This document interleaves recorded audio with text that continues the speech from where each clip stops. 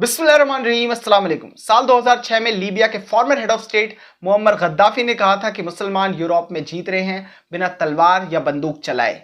हमारे पास यूरोप के अंदर 5 करोड़ मुसलमान हैं और आने वाले कुछ दशकों में यूरोप एक मुस्लिम कॉन्टिनेंट में बदल जाएगा। अब बात पूरी तरह ठीक नहीं है, लेकिन एक हद तक बिल्कुल ठीक है। अगर आप ध्यान देंगे तो इस वक्त मुस्लिम वर्ल्ड के पास अपनी हिस्ट्री की सबसे कमजोर और वीक लीडरशिप है, लेकिन इतनी मुश्किलात के बावजूद भी इस्लामिक मिशनरीज ने अपने बल पर दुनिया के कोने कोने में जाकर इस्लाम फैलाया है बिना सरकारी मदद के। और अगर कहीं गवर्नमेंट सपोर्ट था भी तो वो बहुत ज्यादा लिमिटेड था, क्योंकि उनके लिए पॉलिटिकल इंटरेस्ट पहले आते हैं। लेकिन ये बातें एक तरफ हैं, आज इस्लाम दुनिया का सबसे बड़ा मजहब है। अब आप कहेंगे कैसे, वो तो क्रिश्चियनिटी है। लेकिन ऐसा नहीं है। क्रिश्चियनिटी 10 साल पहले ही इस रेस में बहुत पीछे हो गई थी। कैसे, इसे आगे समझेंगे। लेकिन उससे पहले आज दुनिया की टोटल पॉपुलेशन में 26% आबादी मुसलमानों की है। मतलब दुनिया के हर 4 इंसानों में एक आदमी मुसलमान है। दुनिया की 193 कंट्रीज में 57 मुस्लिम मेजॉरिटी कंट्रीज हैं। इन देशों में इस्लाम सबसे बड़ा मजहब है। उसके बाद दुनिया की 30 कंट्रीज ऐसी हैं जहां इस्लाम दूसरा सबसे बड़ा मजहब है। और इन देशों में कौन कौन से देश हैं? India, France, Germany, United kingdom, Russia, इस तरह के देश। इस्लाम दुनिया के सबसे बड़े कॉन्टिनेंट का भी सबसे बड़ा मजहब है। एशिया के लगभग 30% आबादी मुसलमान है, जबकि यहां पर 2 मैसिव नॉन मुस्लिम पॉपुलेशन वाली कंट्री इंडिया और चाइना भी हैं। अफ्रीका में भी ऑलमोस्ट 47% आबादी मुसलमानों की है, लेकिन यहां क्रिश्चियन और मुस्लिम पॉपुलेशन इक्वली डिवाइडेड है। 45 से 47% मुसलमान, 45 से 47% ही क्रिश्चियंस।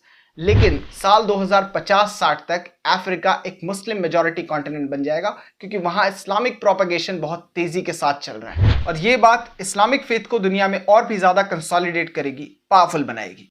अफ्रीका में ऐसी बहुत सी आइडियोलॉजीज डेवलप्ड हो रही हैं जो पूरे अफ्रीका को मुत्तहिद करके एक देश बनाना चाहती हैं या एक पावरफुल इंटीग्रेटेड यूनियन में बदलना चाहती हैं। और इसके लिए वो मुस्लिम्स और क्रिश्चियंस के बीच में बात करवा के डिफरेंसेस को खत्म करने की भी कोशिश कर रहे हैं, क्योंकि उनका मानना है कि अगर अफ्रीका मुत्तहिद नहीं हुआ तो इनका उसी तरह परसिक्यूशन और इनके रिसोर्सेज का एक्सप्लॉयटेशन होता रहेगा जैसा आज तक होता हुआ आया है। सेम इसी तरह की कोशिश अफ्रीका की हिस्ट्री के one of the greatest leader colonel Gaddafi ने भी की थी, क्योंकि अगर अफ्रीका मुत्तहिद हो गया तो वो साल 2100 तक दुनिया की सबसे बड़ी ताकत बनेगा। और यही एक तरीका है ब्लैक्स को इज्जत, ताकत और खुद मुख्तारी दिलाने का। लेकिन उन्हें इस बात का ध्यान रखना पड़ेगा कि इस्लाम वाहिद ऐसा मजहब है जिसने उन्हें इक्वालिटी दिलाई है। एक ब्लैक इमाम के पीछे एक यूरोपियन वाइट, एक चाइनीज, जापानीज, एक ब्राउन, लेटिनो सारे नमाज पढ़ रहे हैं। सैयदुल अंबिया नबी करीम सल्लल्लाहु अलैहि वसल्लम को जब अजान दिलवानी हुई तो उन्होंने यूरोप से कोई गोरा नहीं बुलाया। उन्होंने अपने कबीले या फिर अपनी जात के अरबों को नहीं चूज किया। उन्होंने चूज किया हजरत बिलाल हबशी रज़ियल्लाहु ताला अन्हु को। एक इथियोपियन, एक ब्लैक, एक गुलाम। वो मुसलमानों का सबसे पहला मुअज्जिन है, वो मुसलमानों के सहाबा हैं।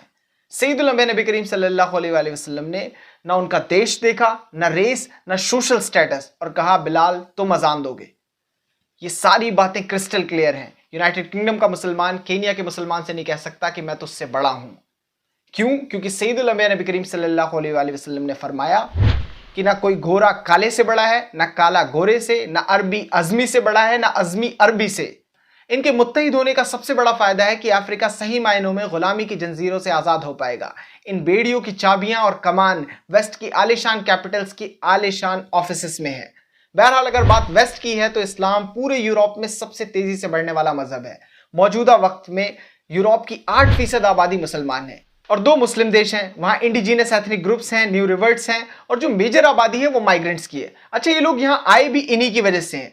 अमेरिका ने यूरोपियन पावर्स के साथ मिलकर मुस्लिम वर्ल्ड में जंग करवाई, यहां पॉलिटिकल इंस्टेबिलिटी को प्रमोट किया, बाकायदा टेररिस्ट ग्रुप्स बनाकर उन्हें फंडिंग की ताकि ये कंट्रीज काम तक ना कर पाए। लेकिन उसका नतीजा क्या हुआ? ये लोग अपना मुल्क छोड़ छोड़कर यूरोप आ गए और यहीं सेटल हो गए।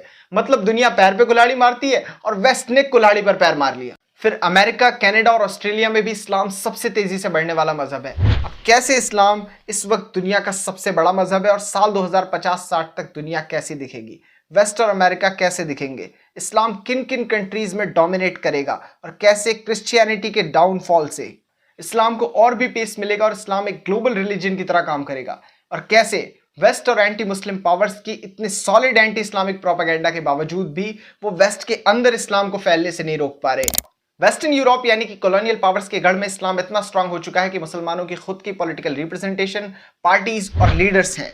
स्कॉटलैंड के first minister Humza Yousaf, London के मेयर सादिक खान, 15 साल से नीदरलैंड के रॉटरडैम के mayor Ahmed Aboutaleb, former Dutch MP Joram van Klaveren, इन्होंने तो इस्लाम के लिए सियासत छोड़ी। ये उसी गेट बिल्डर्स की पार्टी के दूसरे सबसे पावरफुल आदमी थे जो यूरोप के अंदर मुसलमानों का सबसे बड़ा दुश्मन है। इसका मतलब आने वाले टाइम पर एक मजबूत पॉलिटिकल रिप्रेजेंटेशन होगा मुस्लिम्स का हाई माइग्रेशन के सिनेरियो में। यूनाइटेड किंगडम में मुस्लिम पॉपुलेशन 7% है और लास्ट ईयर के डेटा के अकॉर्डिंग क्रिश्चियनिटी 50% से नीचे आ चुकी है। मतलब इस वक्त यूनाइटेड किंगडम कोई क्रिश्चियन मेजॉरिटी कंट्री नहीं रहा और क्रिश्चियनिटी फर्दर डिक्लाइन होगी और 2050 तक ये 30% के करीब आ जाएगी, या 1-2% ऊपर या 1-2% नीचे। और जो मुस्लिम पॉपुलेशन है वो लगभग 17 से 18% हो जाएगी। मतलब वही डिफरेंस रह जाएगा इस्लाम और क्रिश्चियनिटी में यूनाइटेड किंगडम के अंदर जो 70 और 100 के बीच में होता है। फिर फ्रांस के अंदर अगर आप देखोगे तो वहां पर मुस्लिम पॉपुलेशन 10% है और जो क्रिश्चियन पॉपुलेशन है वो 52% है। लेकिन 2050 में सिनेरियो बदल जाएगा, मुस्लिम्स यहां पर भी 18% के करीब हो जाएंगे और क्रिश्चियनिटी डाउन होकर 30% पे आएगी। इसका मतलब वही डेमोग्राफिक्स होंगे जो यूनाइटेड किंगडम के अंदर है। मतलब 70 और 100 का डिफरेंस ही बचेगा। फिर आता है जर्मनी, वहां पर मुस्लिम पॉपुलेशन 6% है, क्रिश्चियनिटी 51% है और 2050 में मुस्लिम पॉपुलेशन 20% हो जाएगी। इसका मतलब जर्मनी में भी ज्यादा डिफरेंस नहीं बचेगा। स्पेन के अंदर मुस्लिम पॉपुलेशन 4% है, क्रिश्चियनिटी 50% है और 2050 में मुस्लिम पॉपुलेशन 7.2% हो जाएगी और क्रिश्चियंस डाउन होकर 40% के करीब आ जाएंगे। इसका मतलब एक बड़ा डिफरेंस तब भी क्रिश्चियंस और मुस्लिम्स के बीच में स्पेन में रहेगा। लेकिन वहां पर एक सिनेरियो और है, इस वक्त स्पेन के अंदर राइज ऑफ नेशनलिज्म हुआ है जिसकी वजह से स्पेनिश होना ज्यादा बड़ी बात है क्रिश्चियन होने से। लेकिन 1492 में जब आइबेरियन पेनिनसुला को मुस्लिम्स से क्रिश्चियंस ने छीन लिया था, उस वक्त क्रिश्चियन होना उनके लिए ज्यादा बड़ी बात थी, इसीलिए उन्होंने एक एक दूसरी फेथ के आदमी को स्पेन के अंदर से निकाल दिया था। उन्हें जाकर नॉर्थ अफ्रीका में बसना पड़ा था। लेकिन अब नेशनलिज्म की वजह से उन्होंने यहूदियों को वापस आने की इजाजत दे दी है और बहुत चांसेस हैं जो स्पेन के लोकल मुसलमान थे, स्पेनिश जात के, जो नॉर्थ अफ्रीका के कई इलाकों में रहते हैं, इन्हें गवर्नमेंट वापस आने का न्योता दे। अगर वो वापस आते हैं तो ये पॉपुलेशन 7.2 ना होकर के 9 या 10% होगी 2050-60 तक। स्वीडन में मुस्लिम पॉपुलेशन 10% है और क्रिश्चियन पॉपुलेशन 58% और 2050 तक जो मुस्लिम पॉपुलेशन है वो 30% के करीब हो जाएगी और क्रिश्चियंस डाउन होकर 40% हो जाएंगे। मतलब डिफरेंस स्वीडन में भी बहुत ज्यादा कम हो जाएगा। इसीलिए वहां पर इस वक्त बहुत ज्यादा एंटी मुस्लिम एक्टिविटीज को गवर्नमेंट, ओपोजिशन पार्टीज बढ़ावा दे रही है। नॉर्वे 17%, बेल्जियम 18%, फिनलैंड 15%, ऑस्ट्रिया 20% और इटली में 14%। इस एस्टिमेशन में जो बेस है वो फर्टिलिटी रेट और हाई माइग्रेशन है। लेकिन एक और बड़ा फैक्टर है कन्वर्जन। अगर वो इसी तरह कंटिन्यू रहता है क्रिश्चियन रिलीजियस लीडर्स और परसिक्यूटेड वुमेन के बीच में, जिनका यूरोप के अंदर सेक्सुअलाइजेशन हुआ, वो कंटिन्यूअसली इसी तरह इस्लाम कबूल करते रहे तो सूरत हाल और भी बेहतर होंगे। क्योंकि इनका जब मन किया औरत को छोटे कपड़े पहनाए या बिना कपड़ों के उसकी फोटो खींची और उसे बिल बोर्ड पर चिपका दिया, उसकी अपनी कोई इज्जत नहीं। और उसके लिए इन्होंने सबसे पहले उसके दिमाग को मैनिपुलेट करके उसे सोच का गुलाम बनाया। जैसे हम वो इंडिया पाकिस्तान में कहते हैं ना कि अंग्रेजों ने हमारा एजुकेशन सिस्टम ही इसी तरह का बनाया था कि वो हमें सोच का गुलाम बना ले, उसी तरह इन्होंने पूरा इकोसिस्टम इस तरह का बनाया कि औरत को सोच का गुलाम बनाया जा सके। लेकिन ये प्रोपेगेंडा एक तरफ है। जो समझदार लेडीज हैं वो इन दोनों फोटोज में डिफरेंस कर रही हैं और इस बात को समझ रही हैं कि आजादी और इज्जत किस में है। इसीलिए यूरोप, अमेरिका, ऑस्ट्रेलिया और पूरी दुनिया में जो लोग इस्लाम कबूल करते हैं उसमें औरतों की तादाद मर्दों से बहुत ज्यादा होती है, क्योंकि उन्हें आज के मुआशरे में इसकी ज्यादा जरूरत है। वो कॉमोडिटी कल्चर से बाहर आकर इंसान बनना चाहती हैं। अब मैंने कहा कि इस्लाम इस दुनिया का सबसे बड़ा मजहब है। क्यों? क्योंकि किसी भी मजहब का होने के लिए आपको सिर्फ उस मजहब की फैमिली में पैदा होना काफी नहीं होता, आपको उनकी तरह दिखना होता है, उनके खान पान को फॉलो करना होता है, उनकी इबादत गाहों में जाकर प्रैक्टिस करनी होती है, रेगुलर फेस्टिवल्स और रिलीजियस प्रैक्टिसेस को फॉलो करना होता है और सबसे अहम चीज, उनके रूल्स और रेगुलेशंस को मानना पड़ता है। तब कहीं जाकर ये कहा जा सकता है कि आप एक पर्टिकुलर मजहब के हैं। क्योंकि अगर कोई मुसलमान और यहूदी सूअर का गोश्त खाकर अपने आप को इन दोनों मजहबों से जोड़े तो ये मुनाफकत और हंसी आने वाली बात होगी। अब मुसलमान होने के लिए आपको कुछ बेसिक बातों का ध्यान रखना पड़ता है, जिसमें सबसे पहला है शहादा पर मुकम्मल यकीन रखना। मतलब अल्लाह एक है, उसके आगे कोई कुछ नहीं, अल्लाह के साथ किसी को भी शरीक नहीं किया जा सकता। अगर कोई अल्लाह के साथ किसी का कंपैरिजन करता है तो ये इंसान की तरफ से किया गया सबसे बड़ा गुनाह है। दूसरा, सैयदुल अंबिया नबी करीम सल्लल्लाहु अलैहि वसल्लम सील ऑफ द प्रॉफिट्स हैं, मतलब आखिरी नबी और रसूल हैं। उसके बाद नबियों और रसूलों के आने का सिलसिला पूरी तरह खत्म हो चुका है। उससे पहले 1,24,000 पैगंबर आए थे, लेकिन कुरान के अंदर सिर्फ 25 पैगंबरों का जिक्र है और हम नाम से बस उन्हीं को जानते हैं। कुछ इंटेलेक्चुअल्स उसमें और भी नाम ऐड कर रहे होते हैं, ये हो सकता है, वो हो जाएगा। ये कयास और अंदाजे आपके अपने हैं। दूसरों के मजहबों को उल्टा बोलने से महज इसलिए मना किया गया है ताकि वो जाहिलियत में आपके सच्चे मजहब को उल्टा ना बोल दे। इसलिए नहीं क्योंकि उसका डाइटी या वो जिसे मानता है वो हमारा पैगंबर निकल जाएगा। ऐसी सोच रखना जाहिलियत है। फिर 5 चीजें फर्ज हैं जिसमें रोजा और नमाज हर मुसलमान के ऊपर फर्ज है, लेकिन 3 चीजें हैसियत पर डिपेंड करती हैं। मतलब कुछ पर्टिकुलर कैलकुलेशंस हैं इकोनॉमिक कंडीशंस को लेकर। अगर कोई आदमी उस कैटेगरी के अंदर आता है तो डेफिनेटली ये 3 चीजें उसके ऊपर फर्ज हो जाएंगी। वो क्या है? हज, कुर्बानी और ज़कात। फिर कुछ चीजों से बचने को कहा गया है। एडल्ट्री यानी कि एक्स्ट्रा मैरिटल अफेयर्स, फॉर्निकेशन आप जानते हैं, सेम जेंडर मैरिजेस यानी कि जो मर्द और मर्द आपस में शादी कर लेते हैं, औरत और औरत आपस में शादी कर लेती हैं, ये चीजें हराम हैं। फिर इमोडेस्टी से बचने को कहा गया है। मतलब सोसाइटी का मॉडेस्ट होना मस्ट है। फहाशियत के घिराव में आप नहीं आ सकते। फिर अपना खुद का एक फूड कोड भी है कि क्या खाना है क्या नहीं खाना, क्या हराम है और क्या हलाल है। अब ये सब इस्लाम का बेसिक स्ट्रक्चर है और दुनिया भर के मेजॉरिटी मुसलमान इन चीज़ों को फॉलो करते हैं। इसलिए इस्लाम पूरी दुनिया का मोस्ट प्रैक्टिसिंग रिलीजन है। हमें अपने आलिमों, हाफिज़ों और इस्लामिक स्कॉलर्स का शुक्रगुजार होना चाहिए कि वो इस दौर में भी हमें इस्लामिक वैल्यूज़ के साथ बांध कर रखते हैं। और यहीं से क्रिश्चियनिटी को मेजर क्रैक लगता है। पूरी दुनिया में क्रिश्चियन रिलीजियस प्रेयर्स और चर्च अटेंडेंस यानी कि चर्च जाकर हाजिरी लगाना और मजहब की बातें सीखना, इसमें भारी कमी आ रही है। और इसे देखकर वेस्टर्न एक्सपर्ट्स कह रहे हैं कि यूरोप पोस्ट क्रिश्चियन सोसाइटी की तरफ बढ़ रहा है। चेक रिपब्लिक का एक सर्वे है कि 16 से 29 साल के जो यंगस्टर्स हैं उनमें 91% लोग किसी मजहब को नहीं मानते। क्रिश्चियन कंट्री है। उसके बाद एस्टोनिया, स्वीडन और नीदरलैंड्स का भी सेम यही हाल है। वहां 70 से 80% लोग जो इसी एज ग्रुप के हैं वो किसी मजहब को नहीं मानते, जो पहले सब ईसाई थे। यूनाइटेड किंगडम के 70% नौजवान कह रहे हैं कि उनका कोई मजहब नहीं है। ये पूरी आबादी भी क्रिश्चियंस की ही थी। जो दूसरे लोग हैं वो इसमें बहुत कम हैं। जो यंग लोग हैं 59% वो कभी रिलीजियस फेस्टिवल में गए ही नहीं और लगभग 60% लोगों ने कभी प्रेयर ही नहीं की। पूरे यूरोप की कई चर्चेस को नाइट क्लब्स, शराब खाने और जुआ घर बना दिया गया है क्योंकि लोगों ने वहां जाना बंद कर दिया। इसलिए उन्हें फंड नहीं मिलता था और चर्चेस को इसी वजह से बंद होना पड़ा। कई चर्चेस को मुसलमानों ने खरीद कर मस्जिद बना दिया है। मतलब चर्च अटेंड करने वाले और कंजर्वेटिव क्रिश्चियंस बहुत कम बचे हैं। तो इसका मतलब जो आपको अभी डेटा बताया जा रहा है कि पूरी दुनिया की 31% आबादी क्रिश्चियन है, ये बात पूरी तरह दुरुस्त नहीं है। ये जो भी लोग बैप्टाइज्ड हुए हैं उन्हें क्रिश्चियन मान रहे हैं। हालांकि अब उनकी भी तादाद में तेजी से गिरावट हो रही है और जो लोग क्रिश्चियन बचे हैं उनमें भी प्यू रिसर्च सेंटर का डेटा है यूरोप के अंदर कि 50% जो क्रिश्चियंस हैं वो नॉन प्रैक्टिसिंग हैं।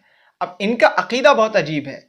ये बाइबल को गॉड नहीं मानते, ये ट्रिनिटी में यकीन नहीं रखते, ये चर्च में यकीन नहीं रखते और रिलीजियस लॉ की तो बहुत ज़्यादा मुखालफत करते हैं। और इसीलिए मैं कह रहा हूँ इस्लाम इस दुनिया का सबसे बड़ा मजहब है, क्योंकि किसी भी मजहब का होने के लिए आपको उस मजहब के तौर तरीके और बिलीफ को लगभग 70 से 80% मानना पड़ता है। और अगर मानते नहीं है तो कम से कम हामी भरनी पड़ती है। यहाँ पर दोनों चीज़ें मिसिंग हैं। और हम मुसलमानों के यहाँ बिलीफ्स छोड़ दो, ये सवाल तो बनता ही नहीं है कि आप माज़अल्लाह कुरान के अल्लाह को अल्लाह मानते हो या नहीं मानते, या माज़अल्लाह सैयदुल अंबिया नबी करीम सल्लल्लाहु अलैहि वसल्लम को नबी और पैगंबर मानते हो या नहीं मानते।